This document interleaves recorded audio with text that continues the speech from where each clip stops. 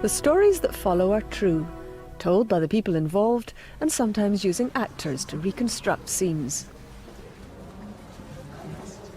I'd been to see my gynaecologist and he suggested that I came in for a few days' rest. Oh, and I thought that was absolutely heaven. A few days without cooking, washing, cleaning, and little Daniel running around and making me feel really tired. I'm back, you cheeky monkey. So it was nice, it was a nice break. That's what I was looking forward to. They had asked me to have an ultrasound scan, which I had. It's Mrs. Caddock. This is where Mummy's going to be. I'd settled in, and I was looking forward to a nice cooked dinner on my own. Yes, now. OK, I'll do the pre-med.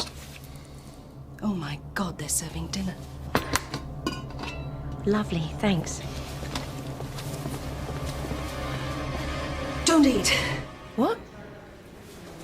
We've got to operate. Operate? And the nurse came in and said that they'd found some complications and they had spoken to the gynaecologist and he suggested that we had an emergency cesarean.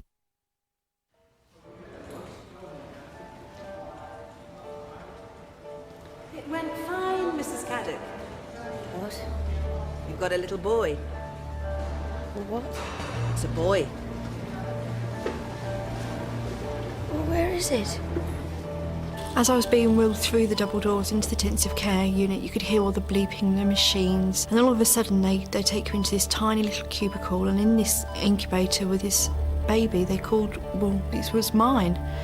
And I can remember looking through, and there was this tiny little baby attached to numerous drips, machines in his nose, down his throat, monitors everywhere. There wasn't one piece of flesh that wasn't attached to something.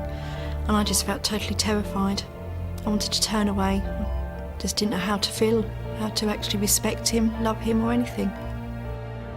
There you are, Christopher. Christopher. Who's beautiful? He wasn't beautiful at all. He was just skin and bone. He wasn't cuddly and cute. He was just small and abandoned looking. His skin seemed to be transparent. His eyes were still fused together. And he just looked like a little rabbit you see. A little runt, actually, a runt of the litter.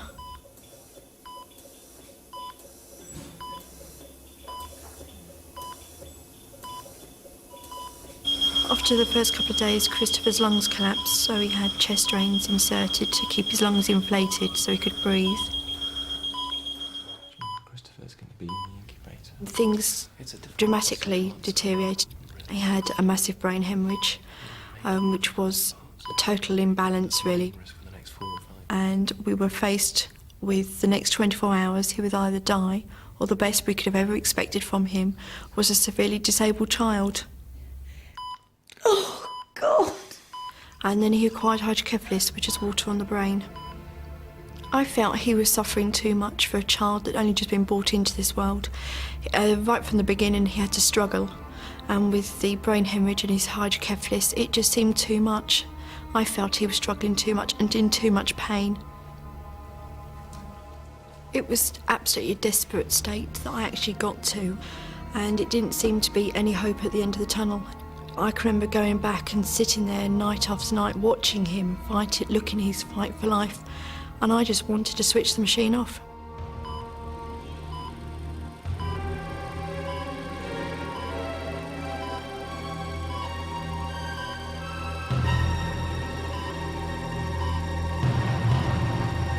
Mrs. Caddock? Why can't we just... Why don't you come back to bed? It's all right. He's not all right, is he? He'll never be all right. We don't know. Why don't we just put an end to all this suffering? Christopher has lived for 5 days. He needs you to live through another day with him. One day at a time. The nurses gave me a cup of coffee and talked to me as a human, as a mother, as somebody that was experienced all the pain, and them recalling that other mothers had been through the same, and that there was light at the end of the tunnel. But I was expecting too much, too quick. After a time, it became quite apparent that my time was taken up with Christopher. I would stay at home and look after this child who did not know what his capabilities were ever going to be. And it felt that the days after days after days that I was doing physio and helping him to try to achieve something, and he wasn't doing anything. And the day that he actually rolled over and smiled to me and said, "I can do it," and that was the day really I accepted him. The way he looked at me in a sense of achievement and to say it was worth it. All that time and effort you've put into me, and look what I can do now. We'd been going to our local mums and toddlers playgroup with my son. I felt that he still had to be integrated with normal children, and also Christopher to be introduced to normal children as well. Oh, Mrs. Caddick, could I have a word? Yes. We've got a little problem. Oh? It's about... Well, one or two of the mothers have been coming to me. Why, is there something wrong? No, not from your point of view, or from mine, of course, but from theirs. They're having an awful lot of questions from their children about Christopher. Christopher? These ladies are too embarrassed to come to you directly, but some of them, I mean just a few, find his presence here offensive.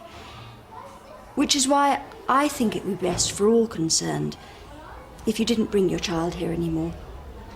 Well, I am sorry about this, but I have to say, I do think it's the most sensible policy. Will you excuse me? And I felt completely devastated.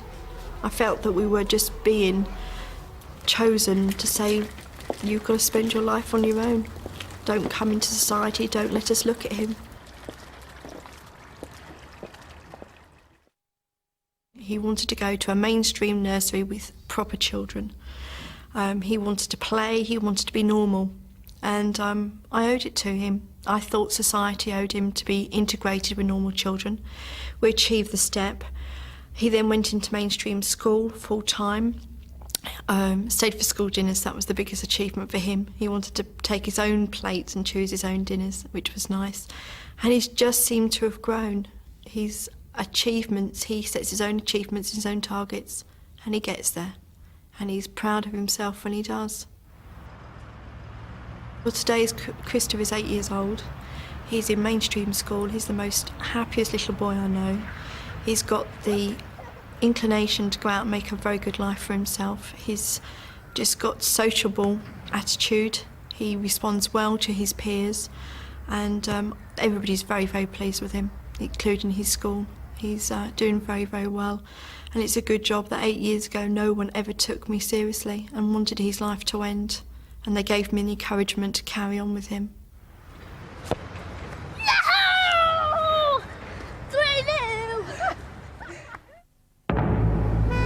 What is a Christian view of euthanasia? This man is going to die. How would you help him? You shall not commit murder. In this country, euthanasia is illegal. You cannot kill a patient. I've got a tumour in my stomach the size of a melon. I know I'm really ill. I'm just thinking back to how the treatment was 10 years ago. And the treatment was so awful last time, I don't think I can stand it again. And I've decided I'm definitely not going to have any more. So would you just let him die? Passive euthanasia, I think, is a bad term because people have used it as if it means letting people die or leaving them to die. But in fact, patients are dying of their disease. In treating patients, the doctor is there to support the patient, to relieve their distress whilst life is still there. And when life comes to an end, that is out of our hands. Can euthanasia ever be seen as an act of Christian love? Within Christianity, we're taught that love is one of the key features of faith and approach to life. With euthanasia, you're talking about changing the law to give doctors effectively the power to kill people. That's completely different. The Lord gave, and now he has taken away. This is a hospice. We work as a team, doctors, nurses, social workers, all together. Our first aim is to relieve pain, relieve distress. I'd noticed the difference over the last 10 years, how they didn't really have this pain control thing around then. And this way I was just able to get on with things. I was just able to carry on. Another purpose of a hospice is to care for the feelings of the patients and their relatives. Well, I had a pretty good night. And how do you feel in your spirits now? Well, I feel happier here, Good.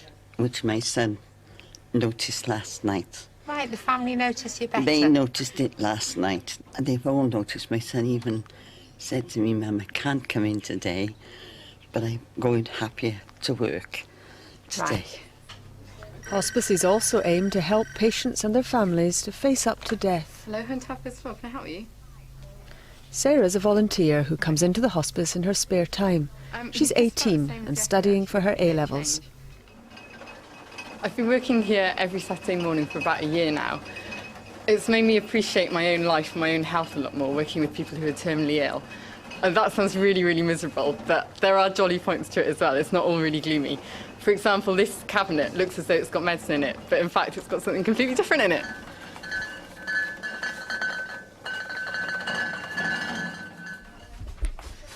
Right, can I get anything from the happy hour trolley?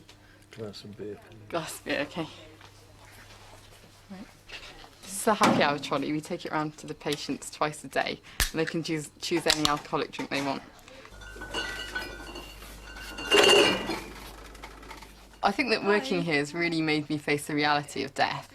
The occasion in which it hit me most is I was actually sitting in this room and there was a patient on the bed who wasn't responding to anything I was doing. And then the sun came in through the window and he suddenly lit up and his facial expression changed and you could sense that his spirit had lifted a bit.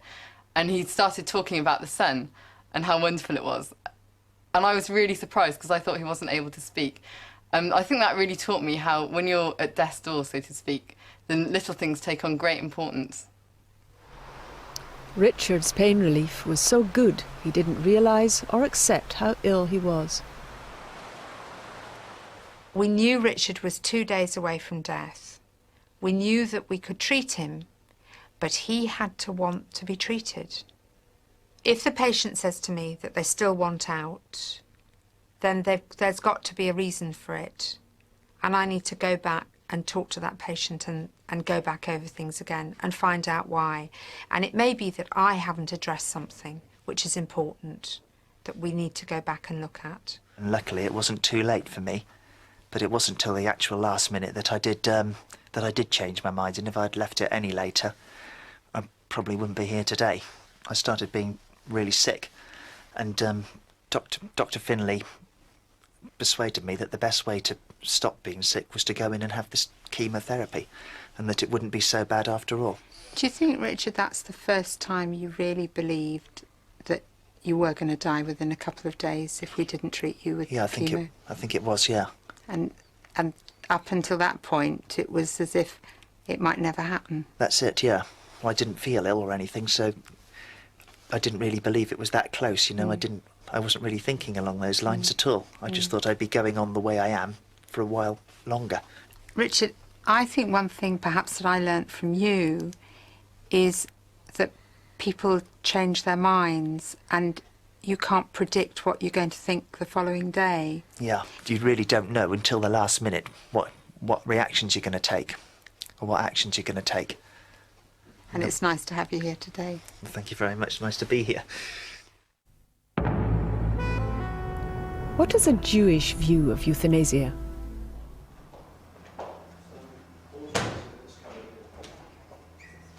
As a doctor and as a Jew, I have to say no to euthanasia.